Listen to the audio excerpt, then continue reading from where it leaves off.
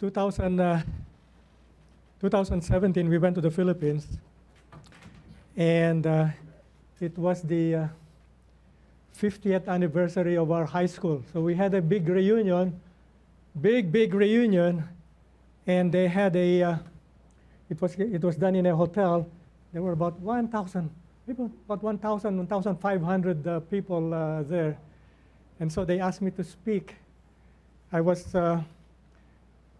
We were freshmen. We were the first freshmen in that high school. And so when I was introduced, they said, we'll now give the time to Pastor Norman Sacro. So I was ordained pastor during that reunion. So Sister Betty, thank you for ordaining me again. I almost became a pastor because I was second year, I was sophomore in college, and I was still thinking of going to ministry. But no, I did not do ministry. I did chemistry. Close enough. Close enough.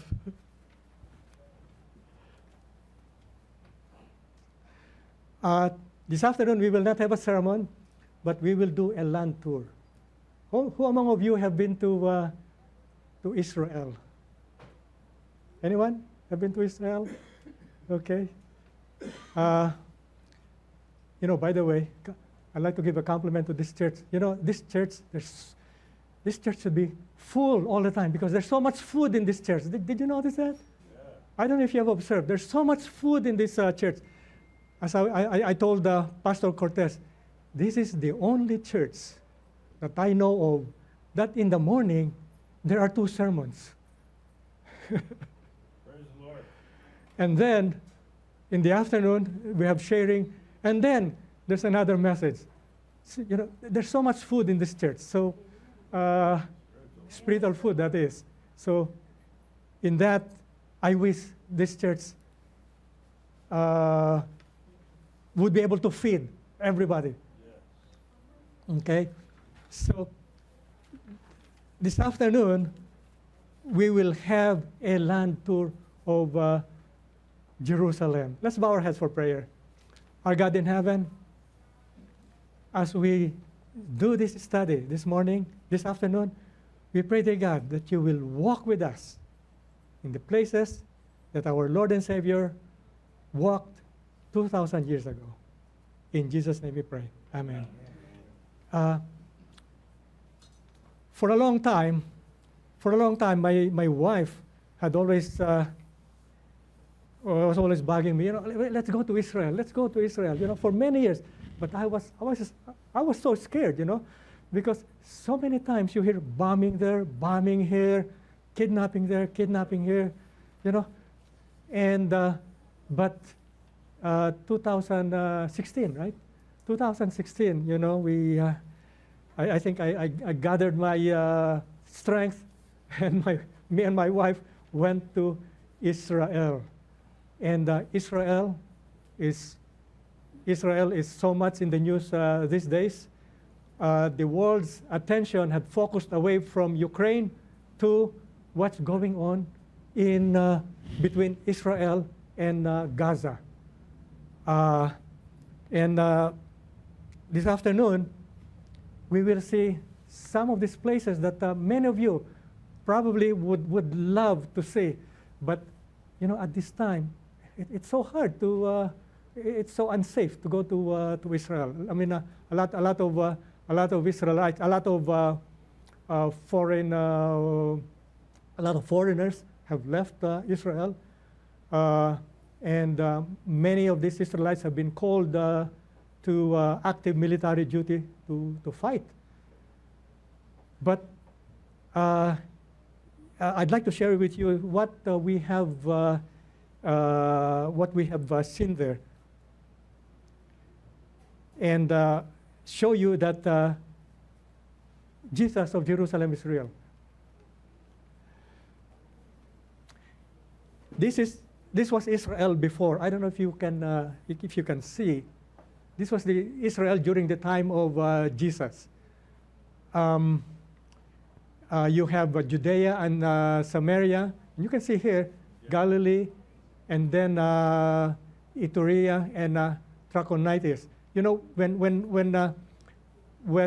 Herod the Great died, they divided his kingdom into four, to be ruled by four of his children. And you will see, that's why you see Tetrarch of Judea, Tetrarch of Galilee, Tetrarch of Iturea, and Trachonitis. The other one, Salome, the daughter.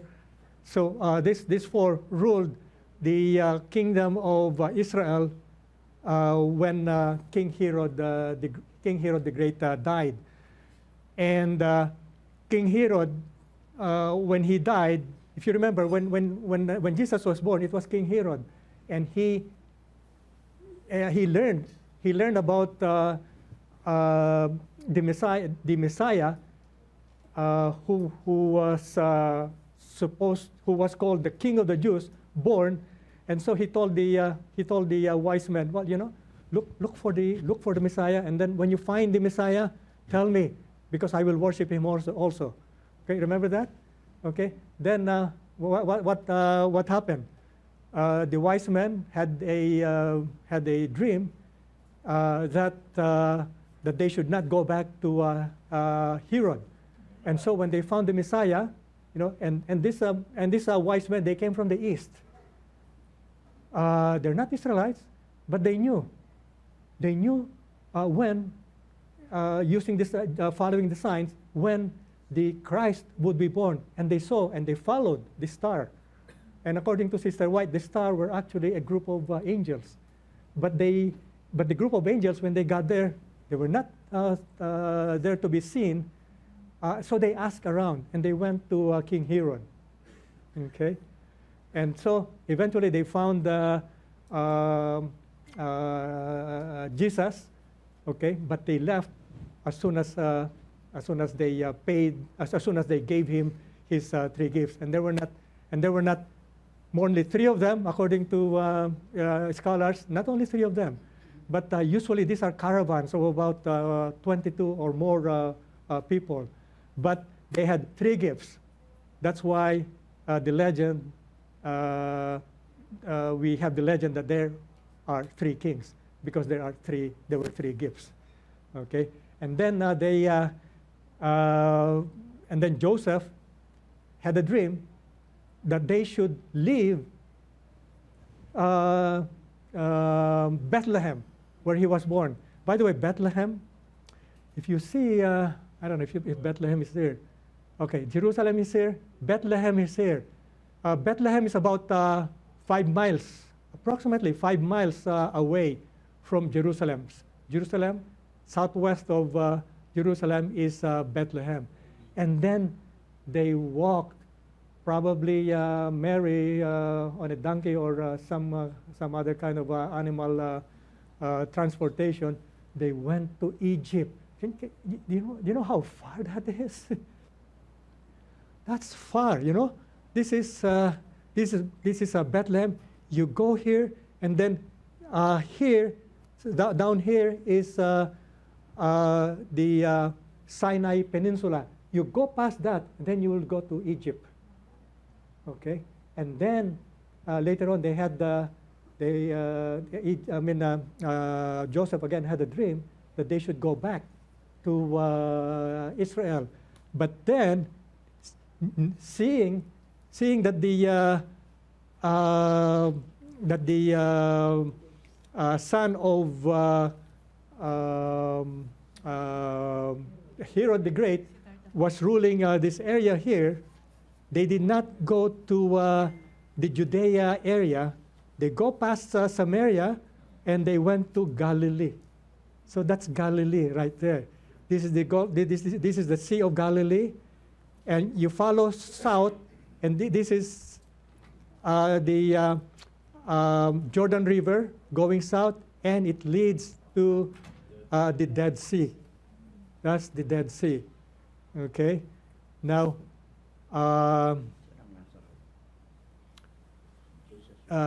Jerusalem, you go southeast a little bit, about 2 miles, that's Bethany. Remember Bethany in the Bible? Okay. This is where the best friends of Jesus lived. In Bethany. Mary, who else? Martha and Lazarus. They lived in Bethany. So he would frequent this place here. But when you go from Jerusalem to Bethany, you cross the Mount of Olives. And we will see the Mount of Olives later on. This is the present Israel right now. And you will see, let me say now, the previous, during the time of Jesus, look at the places that are familiar here. Gaza. Have you heard of Gaza? Yeah. Gaza then is still Gaza now. Okay. Now this area here, I think this is an error here. This is supposed to be Philistia. Philistia should be only from here to here, because the city of Asdod and Jamnia, I searched. They were actually cities in the Roman province of Judea. So these two here were not part of Philistia. Have you heard about the Philistines? So this is where they were. And the speaker this morning spoke about Samson going to Gaza. Gaza. Okay. So this area here was the Philistia, the land of the Philistines during the time of Jesus. And the land of the Philistines at that time, where is it now? It is in Gaza Strip. Okay? Have you heard of Gaza City? The Gaza City 2,000 years ago is still the Gaza City now. And have you heard of Khan Yunis? There's so much military activity right now in Khan Yunis. This is Khan Yunis. Okay? This Khan Yunis, this is the entrance. There's a gate here to entering the Sinai Peninsula, where Egypt is. You go further west, this is the Suez Canal. Okay? This is the Suez Canal. And this is the Gulf of Aqaba. Okay? And this is the Red Sea. This is the Red Sea where the Houthis and the other so-called terrorist groups are, preventing the ships from going to Israel and to the Suez Canal. Have you heard about the West Bank? Yeah. This is the West Bank area. The West Bank area, it's called West because it is west of the Jordan River. Okay, Sea of Galilee, Dead Sea. All right. Now, when you go back, in the Sea of Galilee, that's where you have Capernaum. Have you heard of Capernaum? It's on the northwest corner of the Sea of Galilee. Okay, go further west. That's where Cana is. Go further south. That's where Nazareth is. Now Nazareth. We were talking to some Adventists there. It is an area that is most difficult to penetrate. It is mostly Muslim at this time. Okay. So this is where Jesus grew up, Nazareth. And during the time of Nazareth, when they say, when they hear that you're from Nazareth, they have a big question mark. You must be a bad guy. That's how bad. That was a bad place to live in at that time. So that's a place where Jesus grew up. Okay.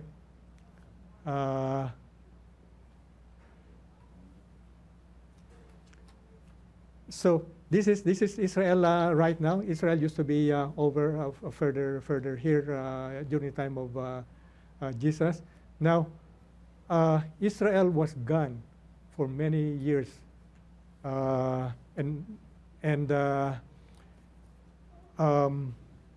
if you remember,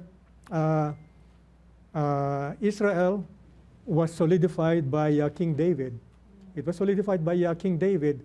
And then later on, Solomon built the temple there, and that temple was destroyed by the Babylonians. Okay, and then the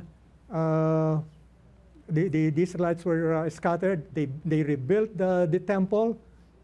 They rebuilt the temple, and that was supposed to be the second temple. Now that temple survived, okay, survived until the time of the Romans, and it was expanded by Herod,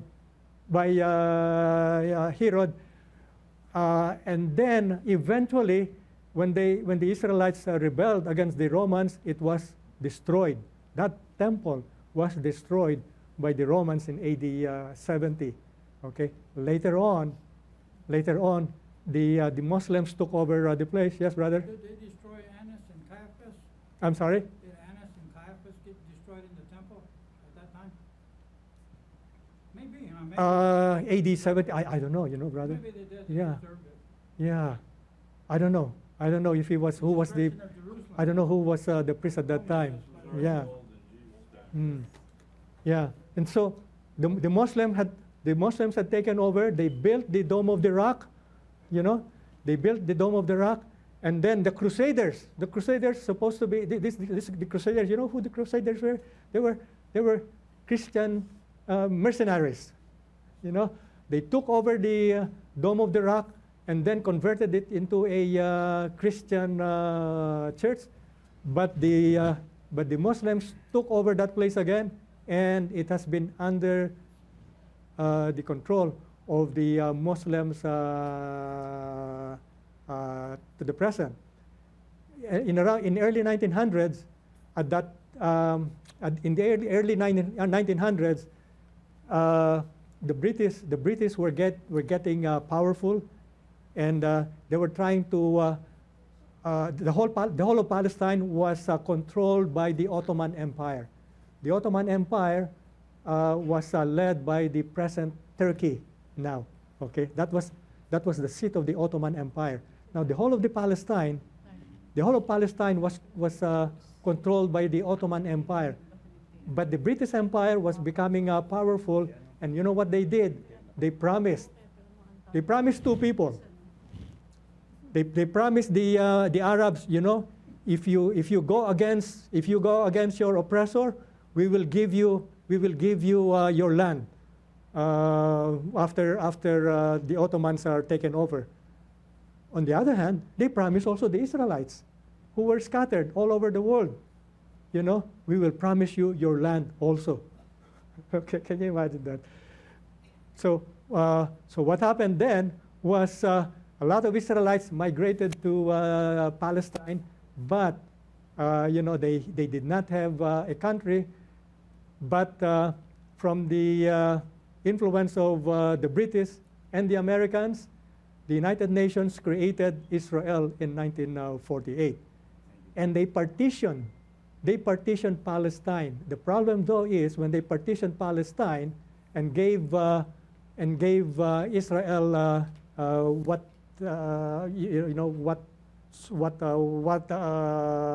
Israel was known at that time, it displaced, from what I read, at least 60% of the Arabs from that place.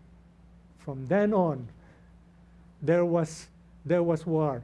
1948, 1952, Israel. The Arabs did not accept it. The Israelites wanted to stay, so there was a fighting between the Israelites and the Arabs. And in 1952, Israel declared independence. From 1952 till now, there has been a war. In 1967, many of these Arab countries, they all ganged up on Israel. And in 1967, during the Six-Day War, they conquered a lot of area, expanded their area, including control of the West Bank and the Gaza Strip. Okay, but the Israelites got tired of controlling the Gaza Strip. They left, and the Hamas was elected to manage Gaza, the Gaza Strip. And you know what happened last October 7, okay? And now we have this war. So there's so much going on in this place. Now, and this is we go to the beginning of why all of this has been. Now, Jerusalem. Let's see now. Where did the 60% of the people go? They were displaced. Many of them became refugees. Many of them became refugees. And as you can see, look at this. Okay, this is the West Bank. Now, this is the West Bank where the Palestinians are supposed to, where there's majority Palestinians. But in this West Bank, there are Jewish settlements. Okay, so that's why, you know,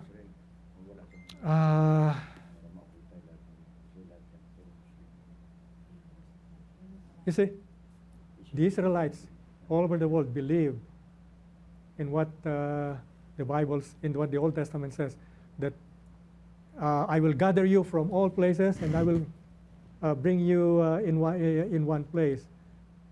They are of the belief that this is what they did. But Christians believe, Seventh-day Adventists believe differently. May his blood be on our heads, they said. Huh? Yeah. I look at what they did. Yeah. And then Hitler, the Mm. children's heads. Yeah. God. They And themselves. rejected Jesus, so that Yeah. wouldn't apply to Mm. them. Mm. Yeah. Okay. Now, Rejected Christ. now Jerusalem has over 4,000 years of documented history with eternal implications that impact you and me. Okay? In 2000 BC, Jerusalem and Mount Moriah were the center of worship of the God Most High. Since this was the residence of the priest king Melchizedek. Have you heard of Melchizedek? Yeah. And the place to which God had led Abraham for worship. And the first mention of Jerusalem in the Bible is found in Genesis 14:18, in the account of Abram's encounter with Melchizedek. He was the king of Salem, that is Jerusalem. Mm-hmm. Okay, and you find that what did he do? He went to Abram went to Melchizedek after defeating Kedorlaomer, and the kings allied with him, and the king of Sodom also. And then what did he do? King Melchizedek, king of Salem, brought out bread and wine, and he was the priest of the Most High. And he blessed Abram, saying, "Blessed be Abram by the God Most High, creator of heaven and earth, and blessed be God Most High, who delivered your enemies into your hand." Then Abram gave him what? A tenth of everything. So that's the first mention of the tithe there. All right? And Melchizedek was from the royal line of the Canaanite or Jebusite priest kings who ruled Jerusalem and served God on Mount Moriah. Okay? Okay? And keep that in mind. Mount Moriah. Okay? We'll hear more of that. And in this place, and this is the place where God said, "Take your son, your only son," Genesis 20:22, 20:22:2. "Take your son, your only son, whom you love. Go to the region of Moriah, sacrifice him there as a burnt offering on a mountain I will show you." So he went to Mount Moriah. Okay? But the angel of the Lord called him from heaven, saying, "Abraham, Abraham." "Here I am," he replied. "Do not lay hand on the boy. Do not do anything on him. Now I know that you fear God, because you have not withheld me, your son, your only son." Okay? Then when Joshua led the Israelites into the land of Canaan, into 1405 BC. Now this is after the captivity now. After the captivity, you remember? All right? Joshua was now the leader of the Israelites. And one of Melchizedek's descendants, a man named Adonai Zedek, was still ruling in Jerusalem. And later in Joshua 12:10, Adonai Zedek, the king of Jerusalem, is found on the list of 31 kings from the land of Canaan who were killed by Joshua. So this was a descendant of Melchizedek, actually. All right? And after Joshua's death, the men of Judah attacked and destroyed Jerusalem, but it appears that they did not occupy it at that time. They did not. You know? And I'll show you why they were not able to do that. And this led to the resettling and fortification of Jerusalem by the Jebusites. And the old city of Jerusalem was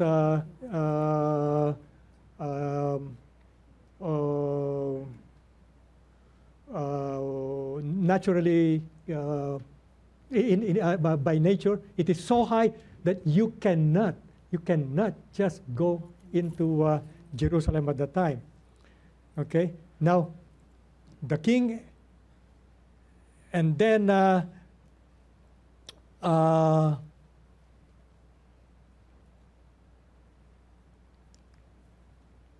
this is Jerusalem just before and during the time when David conquered Jerusalem.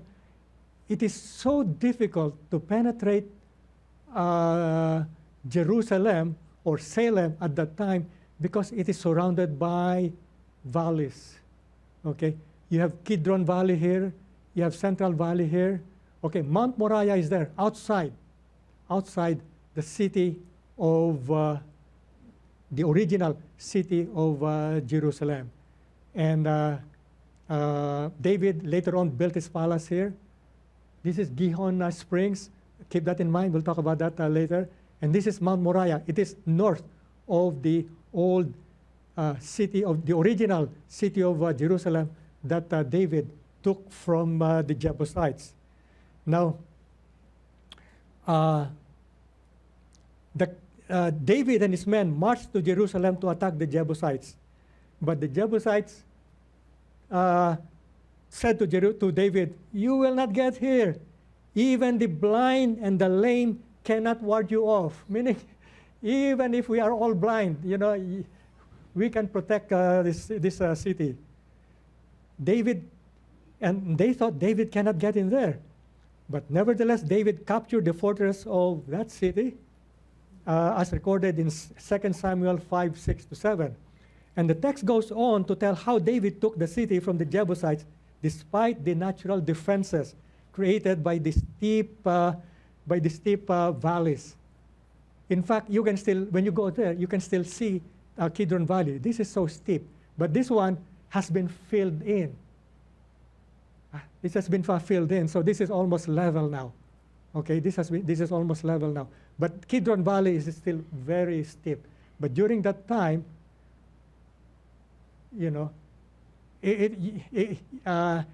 if you try to go up here, they can easily shoot you with an arrow. Okay?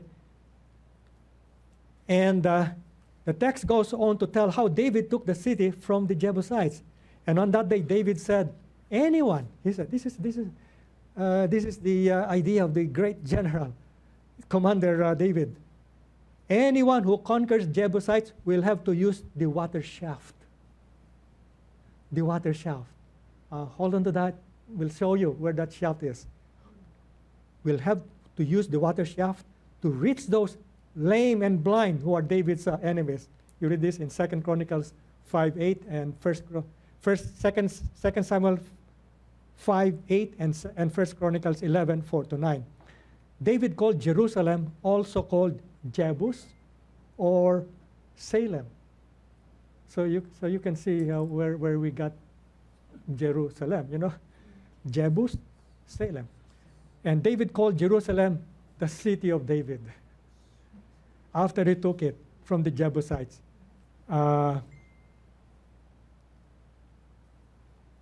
This is a model of the city of David during the time of David. This is there's a valley here. Okay, this valley has been inhabited. Okay, this is Gihon Springs. This is Mount Moriah. Ophel is a fortified area, heavily fortified area. It would be impossible to take them. I'm sorry? It would be impossible to take them, shoot them with an arrow. Oh yeah, that's why, that's why the Jebusites were saying, even the blind We can't even see them. can protect this city. But David had an idea how to do it. He said, anyone who conquers the Jebusites will have to use the water shaft. All right. Now, the hill on which the city was built and the hill just north of it, Mount Moriah, together became known as Zion. So this whole thing later on became Zion. You've heard of Mount Zion? So that's what they call Mount Zion later on. And because of his successes, David became very proud. Yeah, because he conquered this area, this place, built his palace there. And as you can see, it is high. He can see anybody, even anybody who's taking a bath. What's the water shot? How do you... Okay? You know the story. Yeah. Okay. 2 Samuel 24:12. Go and tell David. He became so proud. But this is what the Lord says. Go and tell David. This is what the Lord says. I am giving you 3 options. Choose one of them for me to carry out against you. This is God telling David through his prophet. And you find the choices there. In 2 Samuel 24:13, option number 1, 3 years of famine in your land. Option number 2, 3 months of fleeing from your enemies while they pursue you. Option number 3, 3 days of plague in your land. Which one would you choose? If I have a choice, I would not choose anything, But he had to choose one. He had to choose one.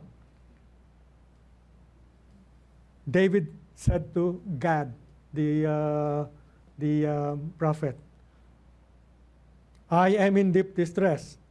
Let us fall into the hands of the Lord, for his mercy is great, but not let me fall into human hands. Okay? So he said, option number 3 is best for me. Okay? So David chose option number 3. 2 Samuel 24:15. So the Lord sent a plague on Israel from that morning until the end of the time designated. 70,000 of the people from Dan to Beersheba died. Okay? In 2 Samuel 24:16, when the angel stretched out his hand to destroy Jerusalem, the Lord relented concerning the disaster and said to the angel who was afflicting the people, enough. God said, enough, withdraw your hand.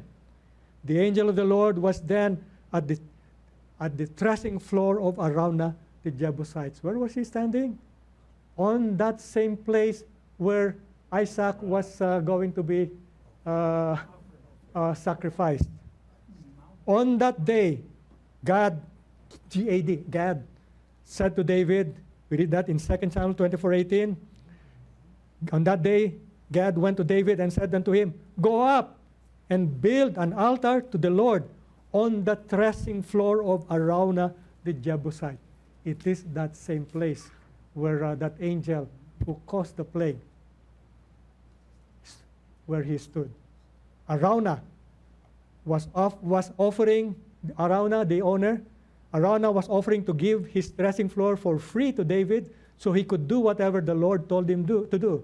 However, David insisted to pay for it, and he gave Araunah 50 shekels for the property. I don't know how much that is now.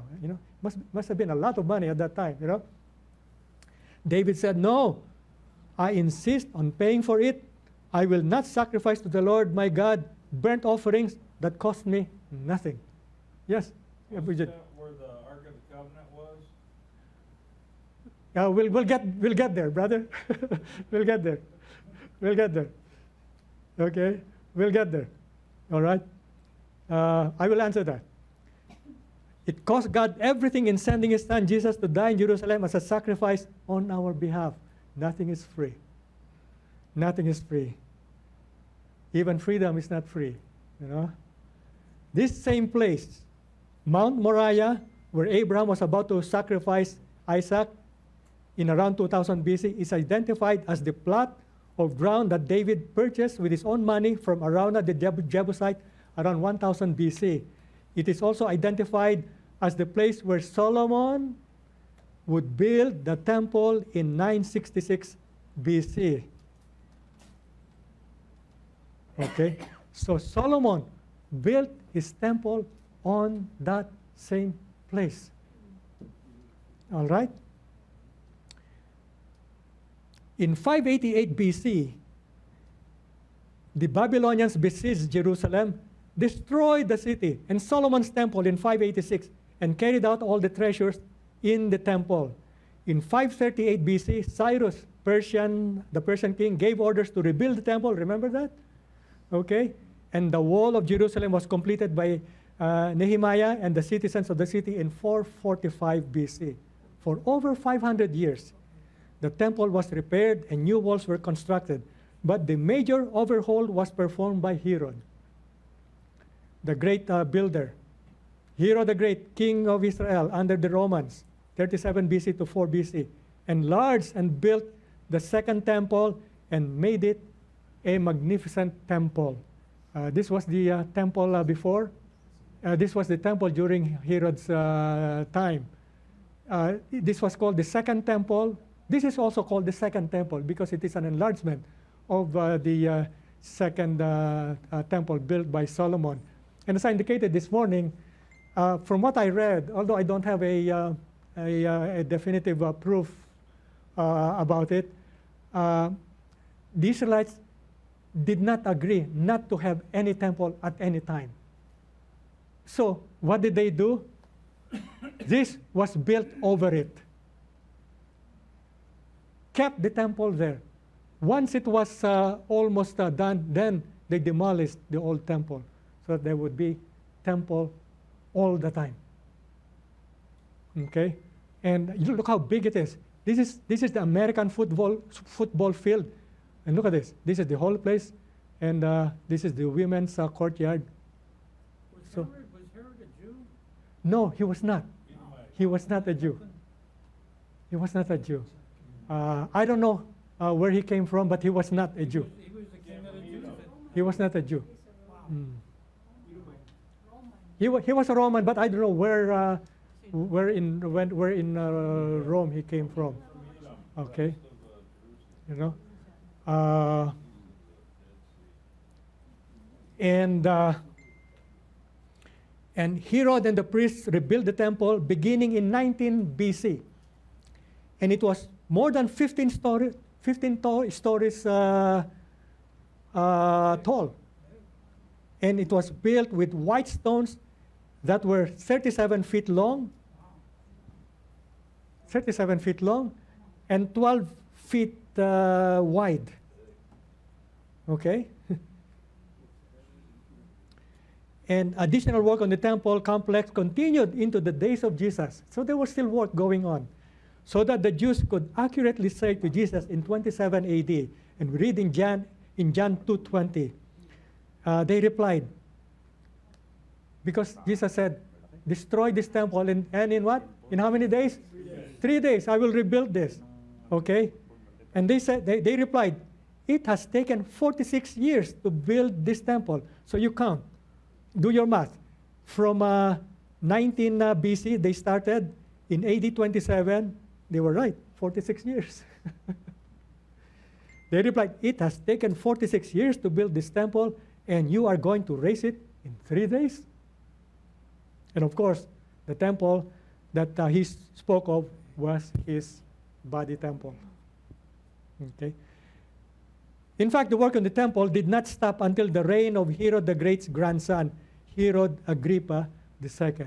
So you have Herod Herod the Great, he had 4 children. One of them was Herod. There were 7 Herods.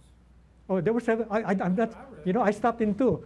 I don't know. Agrippa was the one that killed Okay, this is Herod Agrippa the second. This is the grandson now of Herod the Great. It continued. Construction there continued until Herod Agrippa the second in 64 AD, 2 years before the Jewish revolt against Roman pagan Rome. And this was the revolt that would drive the Romans to level the temple in 70 AD in fulfillment of Jesus' prophecy that he made in 30 AD. So in 30 AD he said, not one stone on this temple will be left on top of another, because there was so much gold there. Gold was melted, and the gold melted, and I don't know the melting point of gold. It must be quite high. So the heat must be so high that it melted the gold in the temple, and the gold went in between those rocks, and the Romans pried those rocks to get the gold, and no stone was left on top of another. Okay, in Matthew 24:1, he said, Jesus left the temple and was walking away when his disciples came up to him and calling his attention to those buildings. Wow, look at this building, Lord. And Jesus said, do you see all these things? Truly, I tell you, not one stone here will be left on another. Everyone will be thrown down. And that's very true. And in Matthew 24:3, as Jesus was sitting on the Mount of Olives, the disciples came to him privately. Tell us, they said, when will this happen? When will this happen? And what will be the sign of the coming and end of the age? And as you know, he was not only talking about the destruction of Jerusalem, he was talking also of the destruction of the world during his second coming. He was prophesying 2 in 1. Okay? And following the Jewish revolt against the Romans, Roman troops headed by, who was the general? Titus. Titus destroyed and looted the city and the temple, and this left most of Herod's second temple in rubble. Only remnants of this remarkable structure remained, such as the western wall of the Temple Mount, also called the Wailing Wall. And I'll show you where the Wailing Wall is later on. And Titus, in honor of the success of Titus in destroying the temple, the Romans erected this Arch of Titus. And you will see there, it's called Arco di Tito. Arco di Tito. I don't know, when did we go there? This is my wife, by the way. This is me when I had more hair. Okay, and if you look above, when you walk, this Arch of Titus, let me get my bearing. If you walk from what they call the Spanish Steps in Rome, when you walk in what is called the Forum. Now, the Roman Forum, this is the main area of activities in Rome, Roman Forum, okay? But now you see their ruins. But if you walk that area towards the Colosseum, which is across the street, you will come across this Arch of Titus. And what do you see here? This is a sculpture of the Romans carrying what they took from this is the menorah, what they took from the temple. Yeah, in AD 70. Okay. And these are the Roman soldiers in procession, in victory procession. It's very interesting. This is very common in Europe. You go to France, you have the Arc of Triomphe. Yeah, okay. where Napoleon marched through to declare, to celebrate his victory. But when the Allied forces conquered the Germans, where did they march? Where did the Allied forces march to? They marched through the Arc de Triomphe. You know, my wife and I just came from Spain this last December, and there's another arch. There's another arch there, built by the Romans. Spain was ruled by the Romans before, but before the Romans, you know who were there? The Phoenicians. Have you heard of the Phoenicians? Have you heard of the Sacro Phoenician woman? Phoenicia is. Have you heard of Lebanon? Lebanon is where Phoenicia was before. The Phoenicians were seafarers. So they, if you look at the Mediterranean Sea, Israel is here. Furthest west is Spain. On the opposite side of Spain is Portugal. Between Spain and Africa, between Spain and Morocco, you have the Rock of Gibraltar. Okay, Rock of Gibraltar, and the American, not the American, the Europeans believe that if you go past that channel, that Gibraltar channel between Spain and the Rock of Gibraltar, it's a no man's land. You should not go past that. But who went there? Columbus. Columbus went there. Columbus was an Italian, but he was blessed by the Portuguese to go far, okay? Because what happened was the Ottoman Empire sealed off. We're in control of the. Have you heard of the Silk Road? Yeah. The Silk Road is where the goods from China went through India, then to Europe. But the Ottomans were in control of that, and the Europeans did not have any other way of getting spices. So they tried. So Columbus went past that, and when he discovered America, he thought he discovered the place where the spices were to be found. Okay. But okay, this is and you will see in Spain the Romans built these arts. They were fond of building massive fences around their cities. The Romans did that. The Spaniards did that. You go to the Philippines, you go to Intramuros, it is called the walled city. The Spaniards built this walled city. It's very interesting, when you see what's going on in the light of history. Now, during the period of the Byzantine Empire, also known as the Eastern Roman Empire, you know what happened? The Pope at that time, not the Pope, Constantine.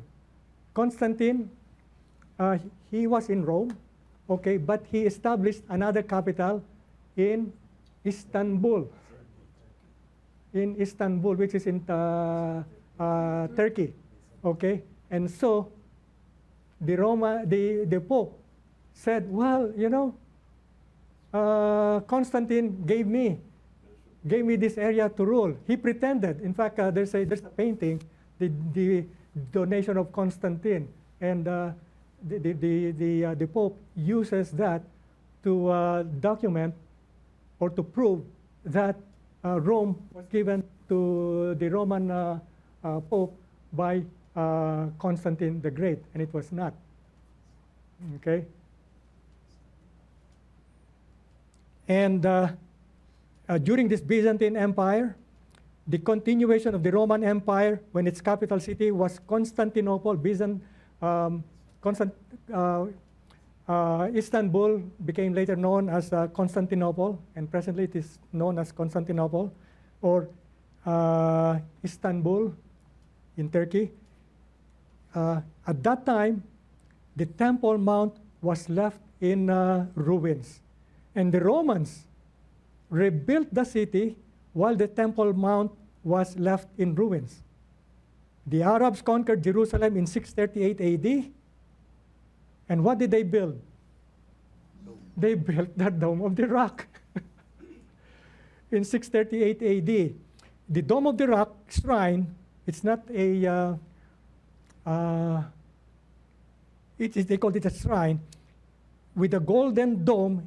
An octagon structure was built by Umayyad Caliph Abdul Malik ibn Marwan in 691 AD. It is one of the most beautiful and enduring shrines in the world and remained almost untouched throughout the years.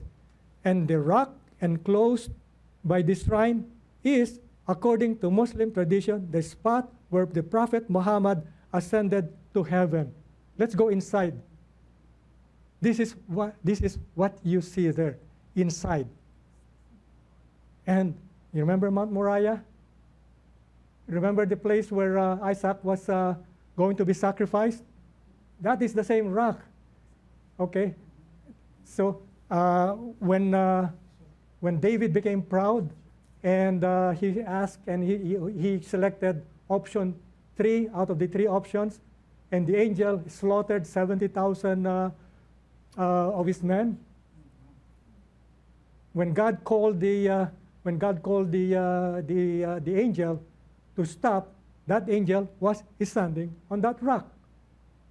It is on this same rock where the Temple of Solomon was built. And in fact, scholars suggest that these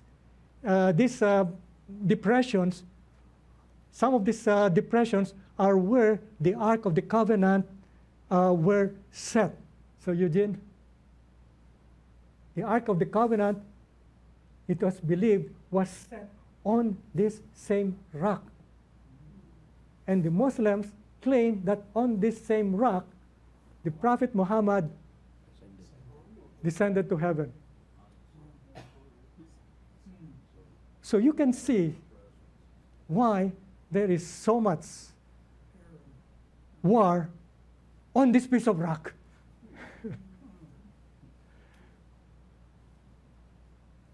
Right now, the Dome of the Rock, it is the Muslims who do their thing here, but it is still the Israelites who have control, military control of the Temple Mount.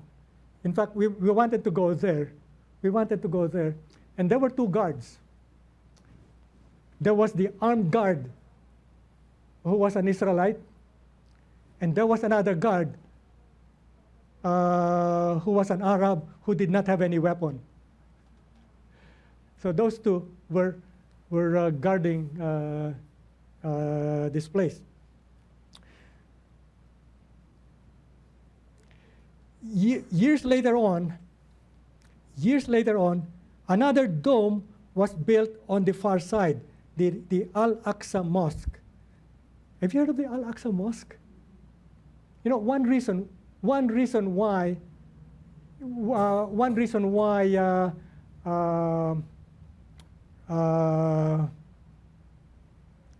why Hamas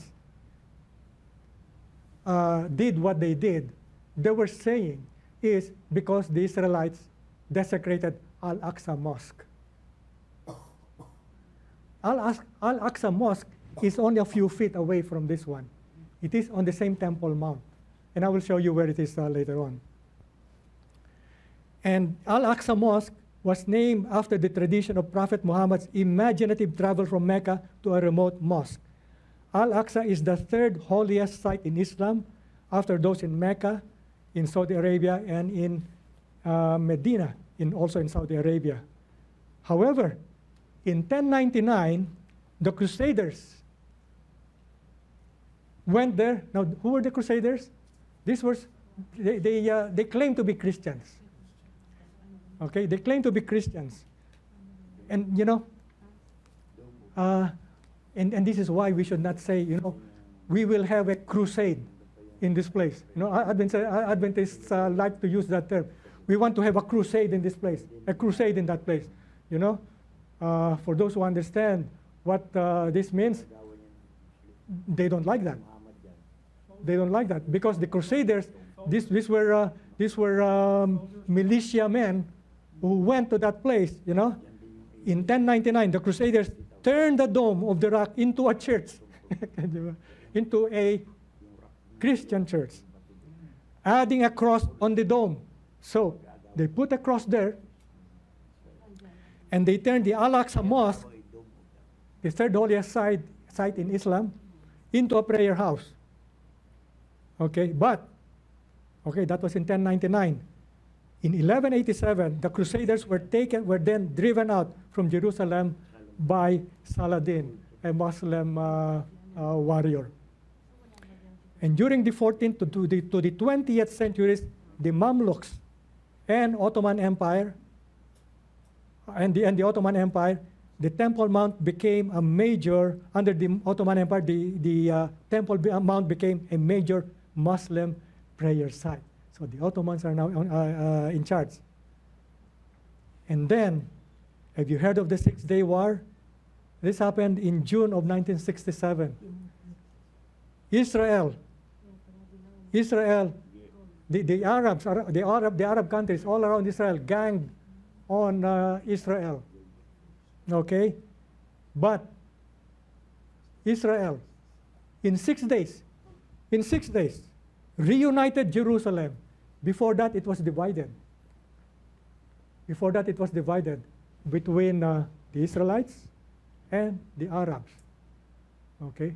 The Israelites wanted to be their center. The Arabs wanted also to be their center. But the Israelites took control over the whole of Jerusalem.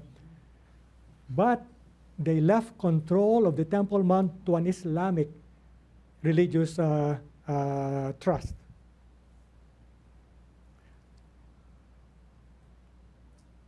So these are pictures of the Six-Day War. Okay, war ends, total Israel victory. All right.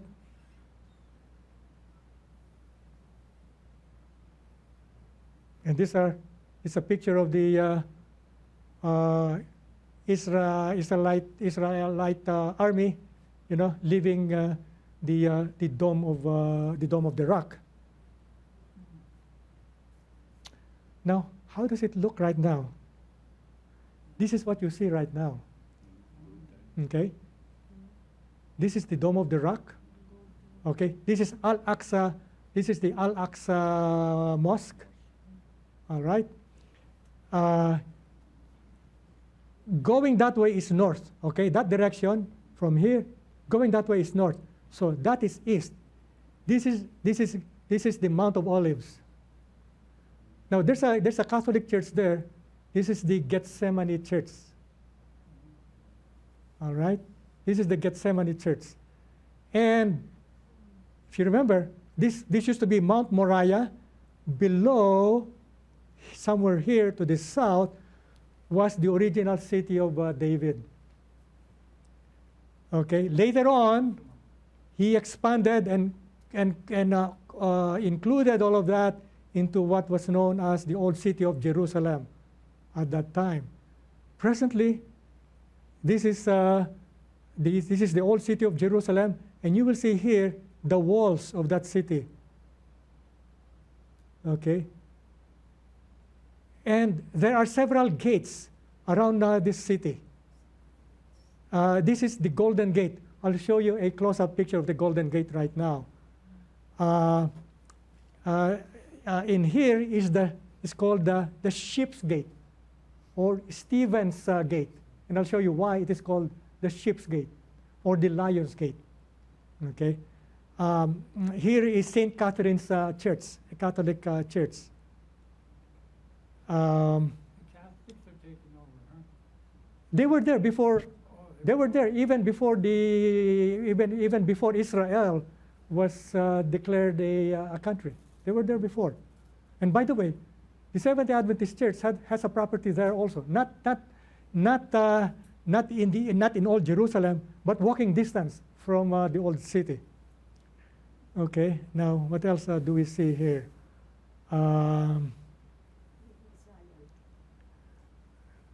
In here, this is called the Wailing Wall. This is the only wall, including that one, okay, but this is the more popular one. This is the only wall left from the old temple that Herod built. And this is a deep place actually in the past, but they put a lot of soil over it and then built buildings over it. This is Kidron Valley. Kidron Valley. Hinnom Valley. Okay. This is Hinnom Valley. Kidron Valley. Okay. If this is Mount of Olives, you go past that and you go into Bethany.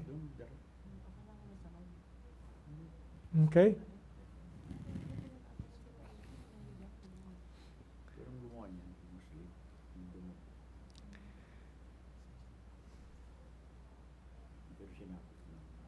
Now,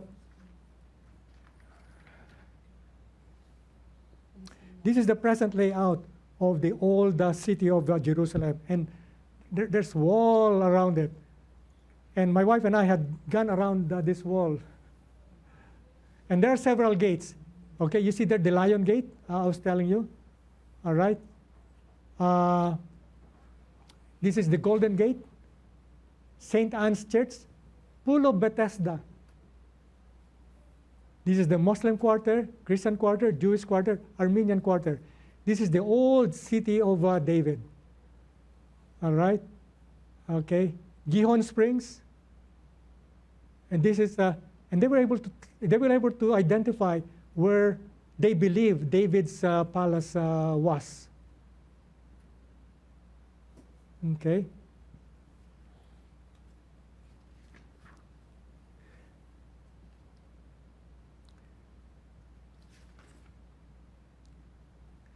Now, let's see some important features of this city. When you go to Jerusalem right now, they identified, they marked that area, that old city of David, city of David. Okay, and you will see there's some ruins. I'm not sure if this is if this is part of what they thought was the palace of David, but somewhere there's a sign which identifies that they believe that was part of the city of the palace of David.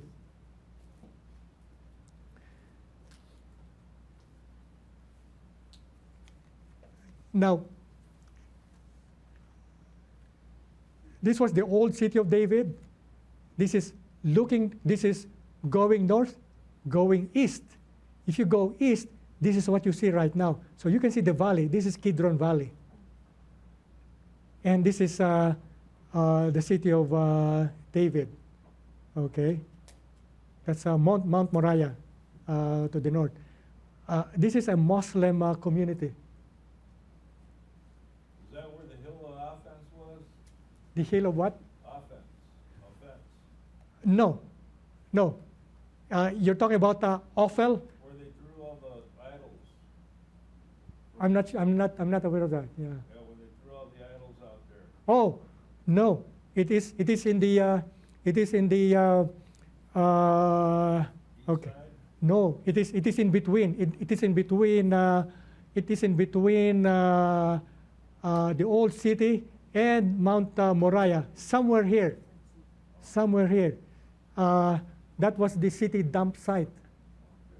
That was it. That was the city of dump site. And Jesus said it's better for you to what? To It's not good for you to burn eternally in hell. He was actually talking about the dump site.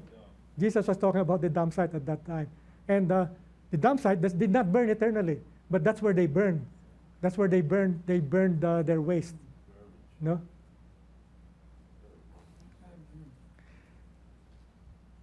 Now, the main water source during that time was Gihon Springs. Okay? And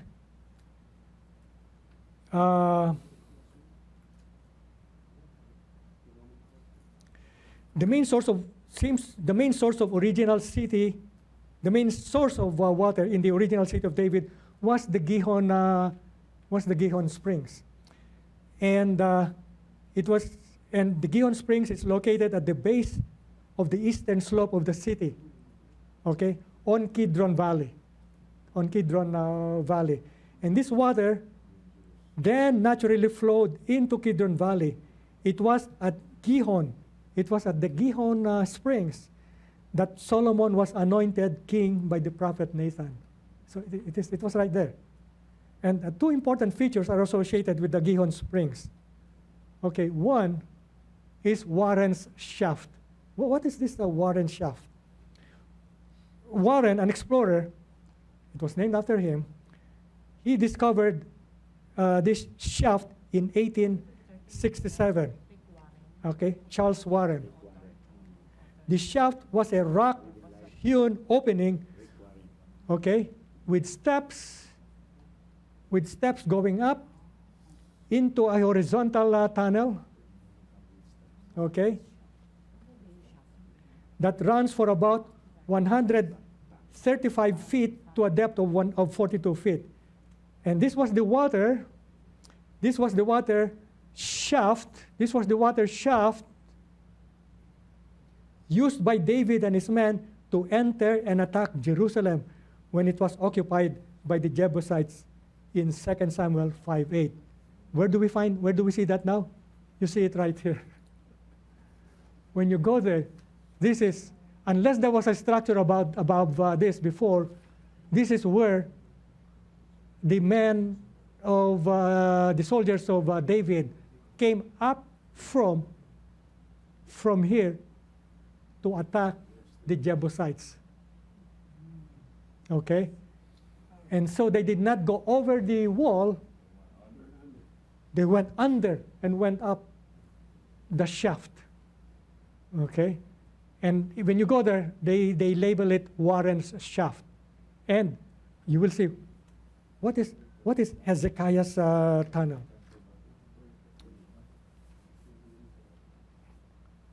Okay.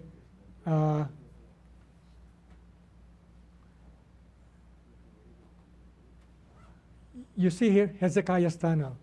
All right? Let's go here. This is Hezekiah's tunnel. It was constructed in 701 BC. Why was it constructed? You find the account in 2 Chronicles 32. In around 701 BC, Sennacherib, how do you pronounce that? Sennacherib, king of Assyria, came and invaded Judah. When Hezekiah saw that Sennacherib had come and that he intended to wage war against Jerusalem, he consulted with his officials and military staff about blocking off the water from the springs outside the city. So what did they do? They blocked it off. Okay? Why did they block it off? Okay? Now, they gathered a large group of people who blocked the springs, okay? And the spring that flowed through the land. Why?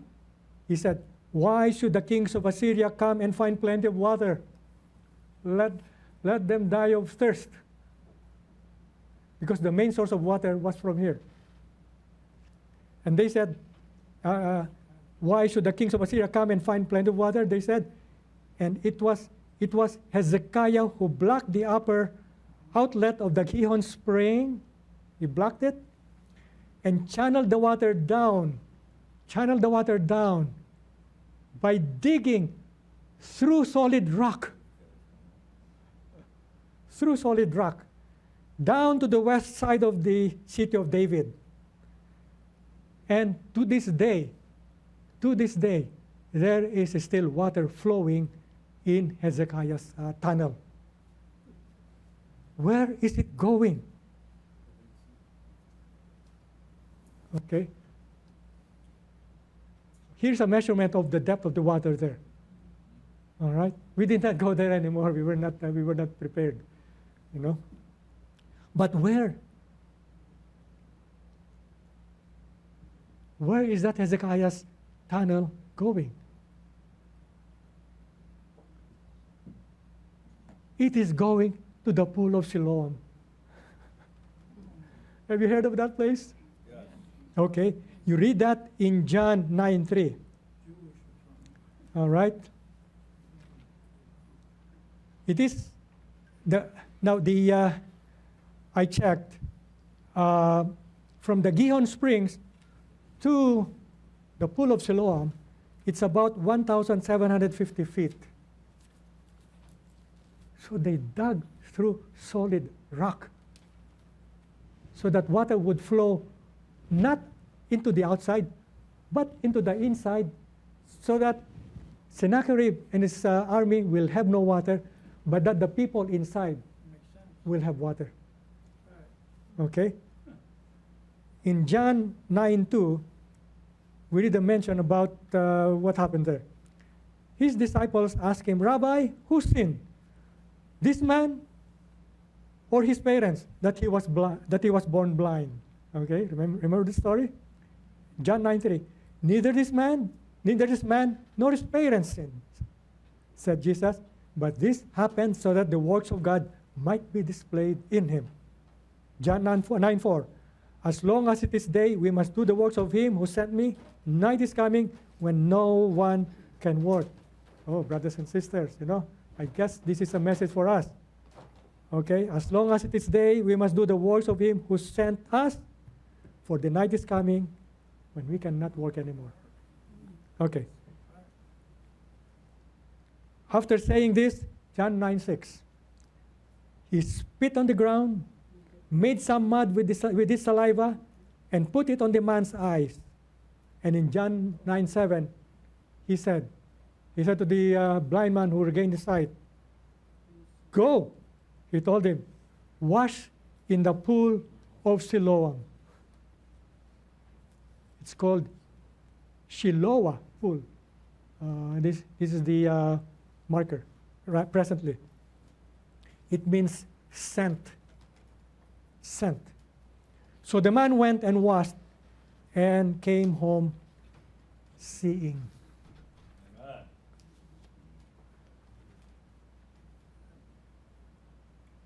The pool of Bethesda. Remember I was showing you earlier in the Temple Mount, you have the Golden Gate. To the north of the Golden Gate is the Lion's Gate. When you enter the Lion's Gate, there is St. Anne's Catholic Church. You knock on the door, and then they will let you in. This is what they will show you. And we asked the priest there, where is this place? Where's the place that is traditionally? There's so much tradition there. Whether it is accurate or not, we don't know. But traditionally, he said, this is the place where that man who was lame, when he spoke to Jesus, what do you want to do? Okay? All right? We read the account in John 5:2. By the way, this place here, it's dry right now. The pool of Bethesda is dry. It is within the walls of St. Anne's Church. In John 5:2, now there in Jerusalem, near the Sheep Gate, otherwise known as the Lion's Gate, otherwise known as Stephen's Gate, there is a pool, okay, which in Aramaic is called Bethesda, and is surrounded by 5 colonnades. John 5:3, here a great number of disabled people used to lie, the blind, the lame, the paralyzed. And what do? Okay? Once they had this, I'll say, they had this idea or a belief that, once it is disturbed, immediately they should go there because the angel is the angel of God is there. Okay. They waited for the moving of the waters, and from time to time, and they said, the angel of the Lord would come down and stir the waters. The first one into the pool after each such disturbance would be cured of whatever disease they had. I mean, how can you even walk? You're paralyzed. Okay. John 5:5. One who was there had been an invalid for 38 years. John 5:6. When Jesus saw him lying there, so supposedly he was here. Okay, so Jesus was here somewhere. When Jesus saw him lying there and learned that he had been in this condition for a long time, he asked him, "Do you want to get well?" John 5:7, "Sir," the invalid replied, "I have no one to help me into the pool when the water is stirred. While I'm trying to get in, someone else goes in ahead of me." 38 years. So however long he has been doing it, Yeah. John 5:8, then Jesus to him, "Get up, pick up your mat, walk." Okay, at once, he was cured. Put yourself around somebody who witnessed something like this. It must have been amazing. It must have been amazing. Somebody tells, "Go stand up, pick up your mat, and walk." And this man walks. At once the man was cured. He picked up his mat and walked. That day on which this took place was a Sabbath. It was forbidden to heal at that time, but Jesus healed the sick. John 5:10. And so the Jewish leaders said to the man who had been healed, "It is the Sabbath. The law forbids you to carry your mat." The law even forbids you to carry your mat. John 5:11, he replied, "The man who made me well said to me, 'Pick up your mat and walk.' So I walked." Another feature in this place is the Kidron Valley, full of, what are these? What do you think? Tombs. Tombs. Actually, this is a picture from the old city. This is a picture from the old city. You look down, you find Kidron Valley, and you find these tombs and these magnificent tombs, which existed during the time of Christ. Okay, since the Jews would not bury their dead inside the city walls, Jerusalem is surrounded by tombs. There are tombs to the west of the Hinnom Valley. Okay, Hinnom Valley is somewhere here. Okay, to the west of Hinnom Valley. There are tombs to the south, and where Hinnom and Kidron Valleys meet, somewhere here. Tombs to the north of today's city walls, somewhere there. And of course, tombs to the east in the Kidron Valley, where the Messiah is thought to appear to raise the dead. This is their belief. Judge the mankind and enter his temple on Mount Moriah. The tombs in the Kidron Valley shown in the photos were present in the days of Jesus.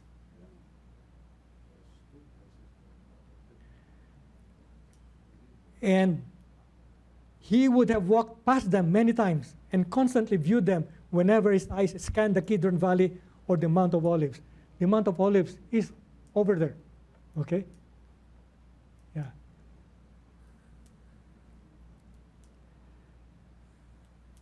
He even spoke about them in the Gospels, calling them beautiful when he addressed the religious leaders on the Temple Mount.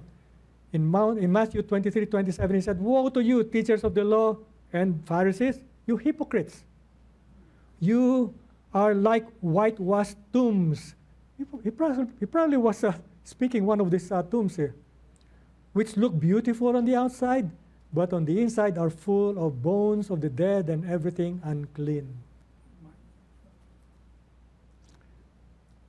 And then we have the church of the sepulchre. Okay, if you remember the Dome of the Rock, okay, let's say looking north to the east, you have the Kidron Valley. Further east, Gethsemane. To the west of the Temple Mount is the Church of the Sepulchre. What is the Church of the Sepulchre?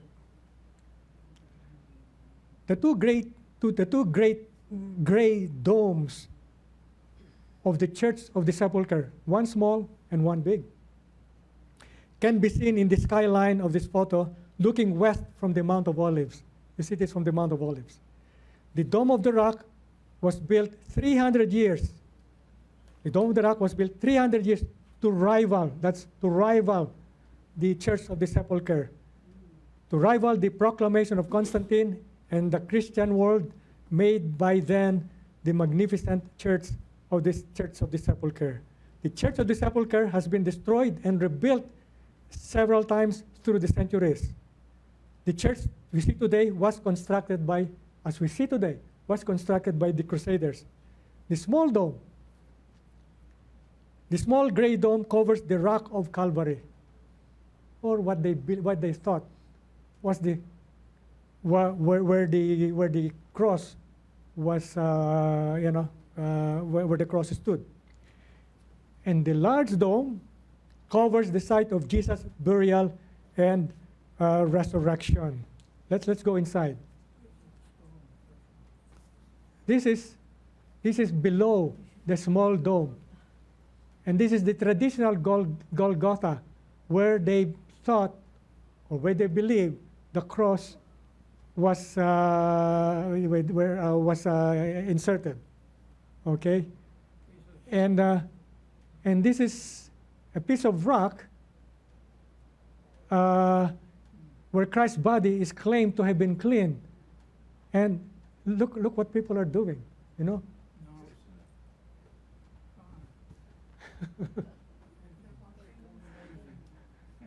You know, I don't know. I would wear gloves when I touch that. Okay. And you go inside. From there is the traditional tomb of Jesus. After the Roman, these sites used to be outside the walls of Jerusalem in 30 AD. Remember, it was not legal for them to crucify somebody within the walls. So Jesus had to be crucified outside the wall. So this used to be outside the wall at that time. Okay? After the Roman Emperor Hadrian squelched the Jewish revolt, the second Jewish revolt in 135 AD, you know what he did? On the Temple Mount, he built pagan temples in the Temple Mount, where you have the Dome of the Rock right now. Okay, and the statue of himself, of himself. You know, at that time they worshipped the emperor. So he built a statue of himself, so the people would worship him.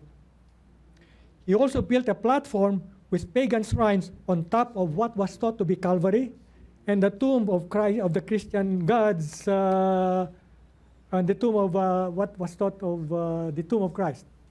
And this made the Jewish Temple Mount and both the Christian sites inaccessible to worshippers. Yet at the same time, it preserved the knowledge of their location, so that Constantine, you know, when Constantine took over, So that Constantine was able to build the Church of the Sepulchre here. In 325 AD at the Council of Nicaea, where they declared that they should build the tomb of they should build on the tomb of Christ. Now, not too far from there, you go out one of the gates, okay, and this is what you see. It's a parking lot for trucks, for buses, but this is thought. Some scholars thought that this is Golgotha because it looks like a skull. Okay? This site is called Gordon's Calvary because in 1883, British General Charles Gordon suggested that this outcropping of rock just across the street from the North City was Golgotha, the place of the skull. The proposal that this was the original Calvary gained some momentum since a garden tomb, there's a garden tomb very close to this. And it is and it was found close to this location in 1867. And look at the impression on the face. Okay. Golgotha is called the place of the skull. So, okay, but people do not regard it as that. They use it as a parking lot for these buses. All right, and this soon began to challenge the legitimacy of the Church of the Sepulchre that I have shown you earlier. And you go further from here, not too far from here, and this is what you see. This is called the garden tomb. About 300 feet to the west of this is a rolling stone tomb. Okay, this is the tomb. It's a rolling stone tomb, and there's a track cut on the rock. Okay, for the rolling stone to roll into and to roll over the hole. This tomb was discovered in 1867 because of its proximity to the skull, and it was assumed by the British to be the tomb of Christ. So now there are two rival places. Which one would you choose? The one in the Bible. Which one would you choose? Okay. This is inside that garden tomb. Whichever one you choose to believe is true, the place of Jesus' crucifixion and burial is the important thing is his tomb is empty. That's the important thing. Whichever it is that you believe, his tomb is empty because he is risen and is in heaven presenting his blood to the Father on behalf of you and me, as prefigured by Abraham's willingness to sacrifice Isaac, his only son.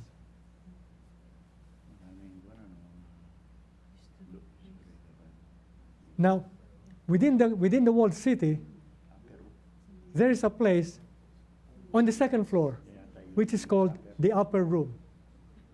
Have you heard of the upper room? The upper room is a room in Jerusalem traditionally held to be the site of the Last Supper in the Christian church. The upper room was not only the site of the Last Supper, but the room in which the Holy Spirit alighted upon the 11 apostles during the Pentecost.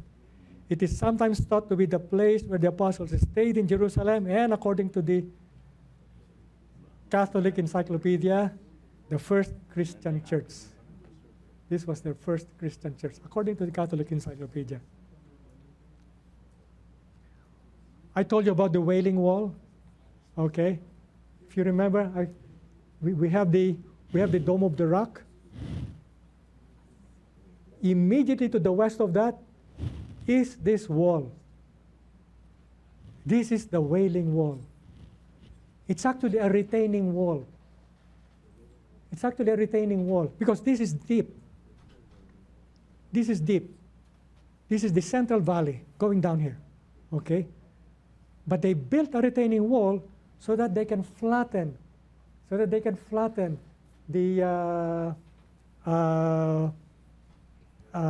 Temple Mount and build the temple there. Okay, and this is the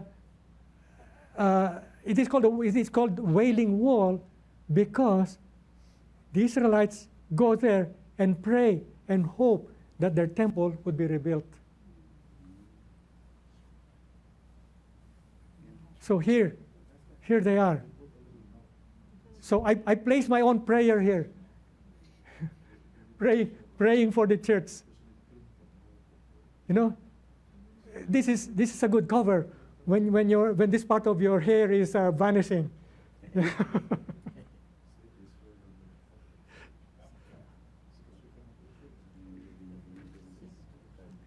The Wailing Wall is a 187-foot section on the wall with a large plaza area where several layers of stones of the retaining wall of Herod's temple can still be seen. Okay? Of the 4 retaining walls, the western wall, this wall, closest to the former temple, which makes it the most sacred site recognized by Judaism outside the former Temple Mount. It is called the Wailing Wall or the Praying Wall. Okay? Referring to the practice of the Jews weeping at the site over the destruction of the Jewish temples. Oh, every now and then you see on YouTube, Netanyahu is going to build the 3rd temple. Okay, you see it every now and then, you know, in YouTube. Now, on the opposite side of this, on the opposite side of this wall, on the opposite side of that wall, is the Lion's Gate. Actually, it's the Golden Gate. If you walk past that to the north, follow it to the north, you find the Golden Gate. It's called Lion's Gate because of these lions. Okay, the Golden Gate is somewhere here. I'll show you a picture of it later on. Now, it is called the Lion's Gate. It is also known as Stephen's Gate. It is also known as the Sheep Gate. It is located in the old city walls. You go through this wall to the right is St. Anne's Church, and you will go and you will enter the pool of Bethesda. Okay? Now, when Stephen was tried by the Sanhedrin for blasphemy, remember? He was thrown out of this gate.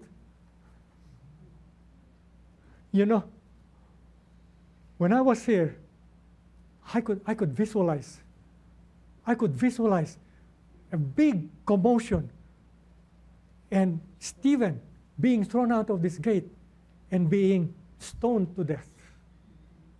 And who was watching? Saul. Paul, the author of over half of the New Testament. Amazing. You know, it would be, I'd like to be there when these two people meet. You know, I hope they don't fight. And they won't fight. It would be one of the biggest surprises of all time. Stephen said, did I remember you? Yeah, I remember you. Stephen might be asking, why are you here? Paul must be saying, I know why you're here, but Stephen would be wondering why Paul would be there. All right. Stephen was tried by the Sanhedrin for blasphemy, thrown out of this gate, and stoned to death, and he's regarded as the first Christian martyr. And according to tradition, he was thrown out of this gate, so the Lion's Gate was named also Stephen's Gate. Stephen's Gate. And the Lion's Gate marks the beginning of the traditional Christian observance of the last walk of Jesus from prison to crucifixion, the Via Dolorosa. Okay, the Via Dolorosa, you start here. Of course, we don't do the Via Dolorosa. Okay, Via Dolorosa is a street within the city. Okay. To the south of this, as I was telling you, is the Golden Gate. Look how big it is. But it is closed. The Golden Gate, as it is called in Christian literature, is the only eastern gate. Okay? This is east. Okay? If I'm standing here, okay, that's north. Okay? Okay? The gate is to the east. Okay? And this is Kidron Valley. You go farther, that's the Garden of Gethsemane. Okay? It is the only eastern gate of the Temple Mount and one of only two, along with the Lion's Gate or Stephen's Gate, that used to offer access into the city from that side. There are only two places where you can access the city, through the Golden Gate or through Stephen's Gate. But this is a more direct entrance to the temple at that time. In Jewish belief, the gate that has been blocked for centuries is also called the Gate of Mercy, and is considered to be the place from which the Messiah will enter in the end of days. So some Jews believe that the Messiah will enter through this gate. This is where one asks for mercy before the day of judgment. But during the Ottoman Empire, they closed this. They closed this. The Ottoman Empire Sultan Sulaiman sealed it permanently in 1541 possibly for purely defensive reasons. In Jewish tradition, this is the gate through which the Anointed One or the Messiah will enter Jerusalem. And it is suggested that Sultan Sulaiman sealed off the gate to prevent the Messiah's entrance, and also allowed tombs to be placed there so that the Messiah could not enter.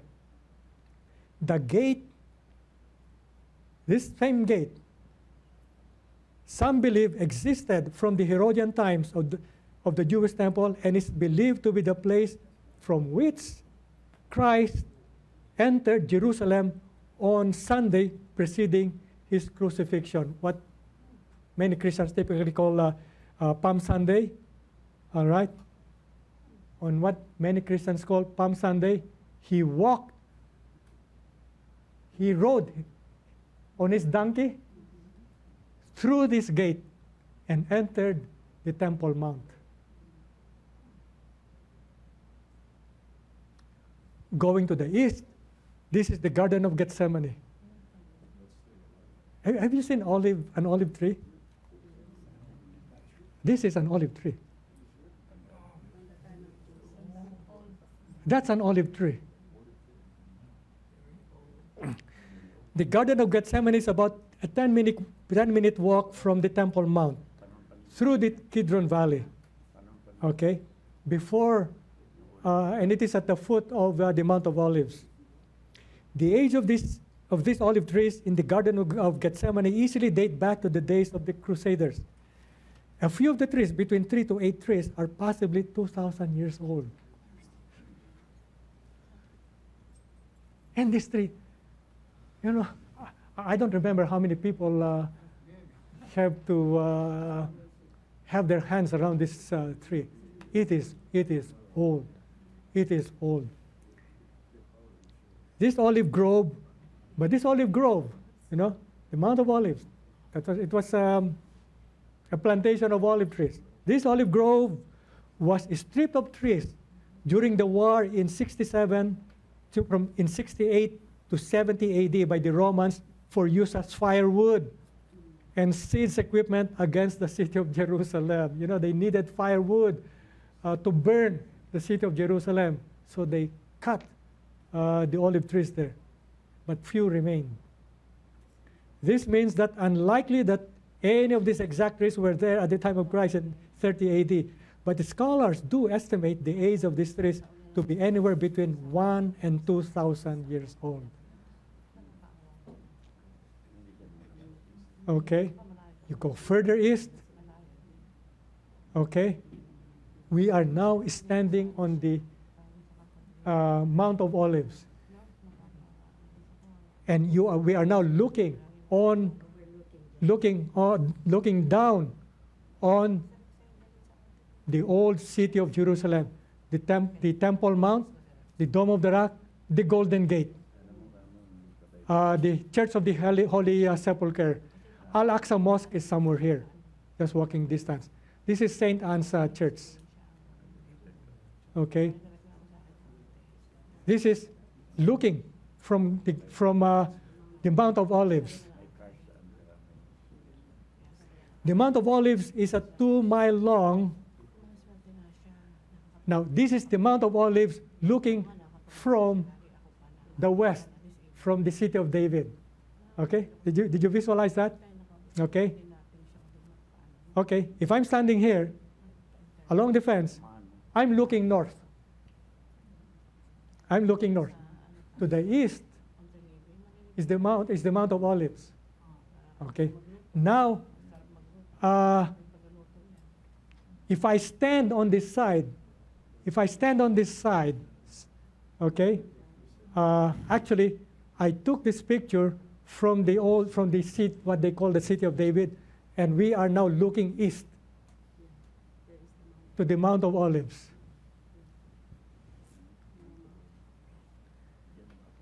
Details of several Jesus' activities on the Mount of Olives are recorded in the Gospels. It is the place where Jesus preached his Sermon on the Mount. Presently, they use it as a parking lot for buses. Can you imagine that? In the Mount of Olives. Okay? You go past that, you'll go into Bethany.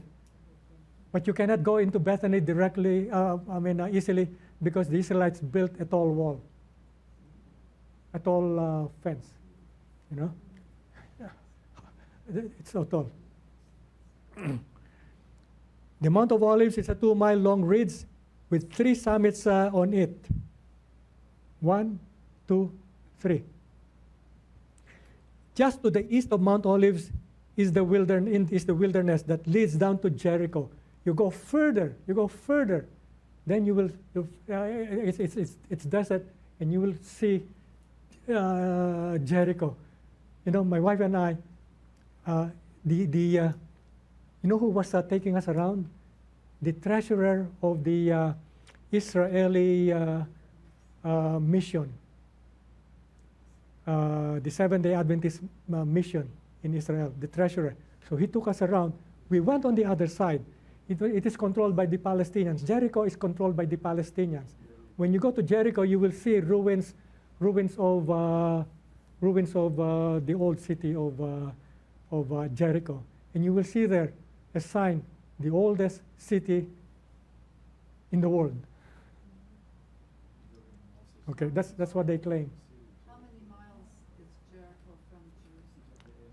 Oh, you know, you cannot travel straight. You know, I don't know. We have to go around and go through the checkpoint of the Palestinians. I really don't know. Maybe about Jericho, maybe about 30 miles.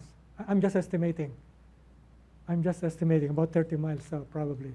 30 miles to wind around or where the Straight, maybe a straight shot from Jerusalem, probably 30, 40 miles, something like that. Wow. Is it? Yeah, maybe. Yeah. Okay. Now, this is where he preached his Sermon on the Mount. It's amazing, huh? You know, you go to that place and, wow, this is where the Lord preached the Sermon on the Mount. It is the place of many familiar teachings. It is the traditional site for Jesus' ascension back to heaven. So Jesus ascended back to heaven from this mount. It's 40 miles 40 miles from Jerusalem. from here to Jericho. No, from Jerusalem to Jericho. Jerusalem to Jericho. So, yeah. Okay, I guess I was right there. Okay. It is the place where Jesus stood and viewed all of Jerusalem in front of him, and he wept over the city. Remember? He said, not one stone will be left on top of another. In fact, I don't have it here, but we went to that place where the place that the Romans left as it is when they destroyed Jerusalem. You will still see the pieces of the wall that they threw overboard. It is untouched. Untouched. It is believed that the Jewish Messiah will appear on the Mount of Olives. The Jewish Messiah, not Jesus. This belief led centuries of Jews dating back to the Old Testament to place their graves here. That's the reason why they place their graves there. Okay? And you will see there, these are graves. Okay? This is the Muslim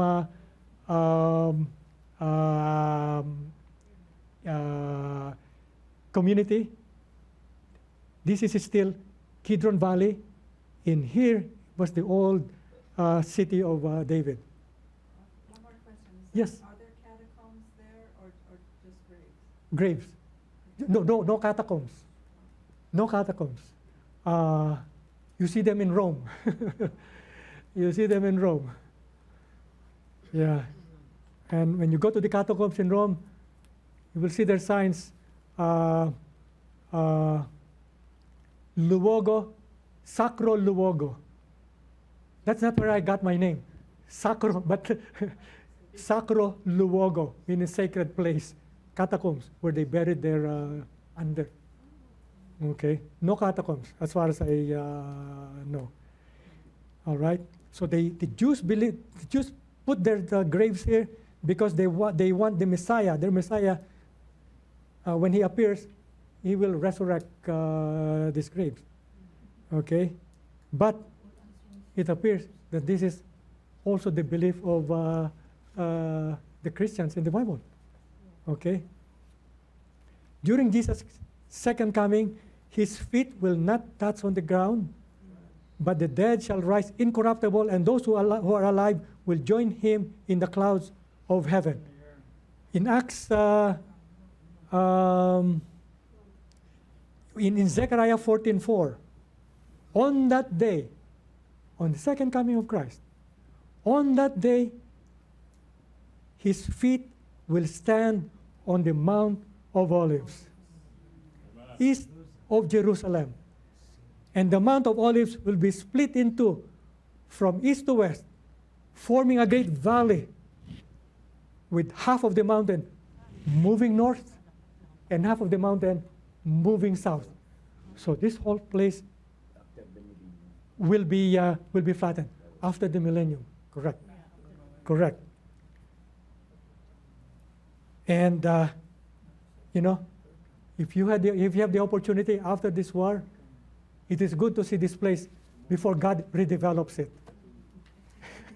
But there's a war. Over there. There will be a massive redevelopment here. And it is all our hope that we will be on that thing, on that city, that will be placed on this place when this place is redeveloped by God. The grandest redevelopment in the whole world. I want to be there in the holy city. Amen. I and my wife and children want to be there. Yes. I want my mother. My mother, she may not hear everything. She's hard of hearing. She's 94 years old. I want my mother, my brothers and sisters, and their families to be there. Yes. And I know you and your loved ones all want to be there. And, you know, when we were there are many more places that we saw. We were able to go to Nazareth. We were able to go to, there was a big event in Nazareth at that time. Ted Wilson was there. A lot of other people were there. There was a big baptism in the Sea of Galilee. And my wife and I were rebaptized in the Sea of Galilee. What year was that? 2016. June 2016. We went to Cana also. We went to Cana, and they talk about these vessels. Remember the water containers that Jesus that the water Jesus turned into wine. They unearthed what they believe is could possibly something like what Jesus used, and it contained about 30 gallons of water. 30 gallons of water. Big. And we saw also the place where Jesus was going to be thrown overboard, but he passed through the people. Okay, so a lot of different more places that we saw, but we do not have the time to show you all of that. Thank you, brothers and sisters. Thank you. God bless you all. And Amen. our hope is to be in that holy city, right? So at least we see it before that time.